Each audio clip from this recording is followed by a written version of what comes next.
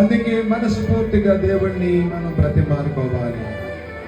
మీరు ఎప్పుడైనా ఉపవాసం అండి కన్నీరు విడిచిచ్చు మనపూర్వకంగా తిరిగిన అందుకు వస్తే నేను మీ మనం ఆలకిస్తానన్నాడు ఆయన. ఇదే యెహోవా వాక్కు. కోల్పోయిన నీ ఆత్మీయ జీవితాన్ని తిరిగి కట్టేవాడు ఆయన. ఆయనకు అసాధ్యమైంది లేదు. మరణకరమైన వ్యాధి నుండి విడిపించే దేవుడు ఆయన. 15 సంవత్సరాలు ఆయుష్ ఇచ్చే దేవుడు ఆయన. దావీదు యొక్క అతిక్రమ దోషాలను తుడిచివేసి మరలా పరిశుద్ధపరిచి పవిత్రపరిచి మరలా ఉన్నతమైన స్థితిని దేవుడిచ్చాడు ఆయన.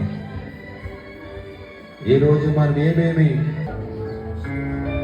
ప్రియా దేవుని బిడ్డలారా, అల్ప విశ్వాసం అవిశ్వాసం రాకుండా ఆయనకు అనుకూలంగా మీరు మొదలు పెట్టండి.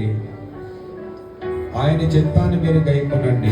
ఏకరీతిగా ఉండే దేవుడు ఆయన మార్పు లేని వాడు.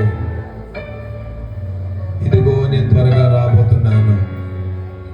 మరలా మనం అందరిని ఆయన యొద్ద ఉండడానికి ఆయన రాబోతున్నాడు. దయచేసి ఎవరు